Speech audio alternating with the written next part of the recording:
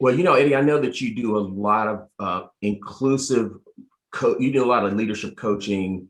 You do a lot of inclusion and diversity work and training.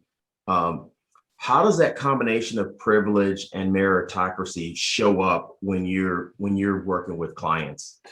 Yeah, I love that question as well. A lot of what I do is, in my consulting business, and even a lot of what I did over the last, I don't know, 10 years in the corporate space in terms of creating the kind of capabilities and leaders to be successful was all about being inclusive leaders, right? How do you learn to be an inclusive leader? What are the variables that go into understanding what it means to be an inclusive leader?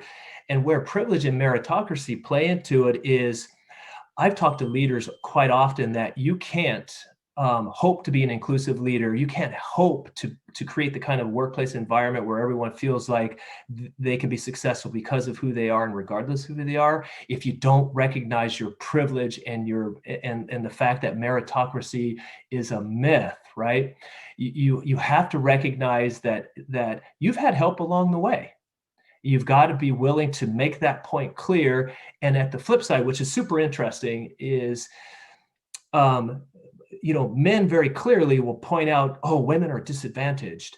But at the same time, they won't say the flip side to that is that you're advantaged. They'll fight tooth and nail against that notion, right? No, not at all, right? I've got mine, I've earned mine, and let's help the women who are disadvantaged. And you're just like blown away, like, it doesn't jive, right? If she's disadvantaged, it's probably to the advantage of another group. And so inclusive leaders need to understand that that's part of the dynamic, right? And here's the kicker too, and how it ties into inclusive leadership. You can't be an inclusive leader if you are not somehow using your own privilege to the betterment of others.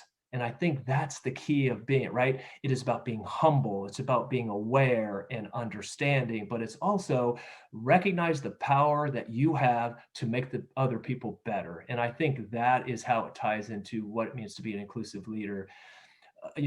Short of making sure you understand what it means, what the dynamics are, make a point of having who works for you and people who you report to understand the impact and power of privilege and meritocracy as well, or at least the fallacy of meritocracy, or however you define it. So that's how I think about it when I think about inclusive leadership.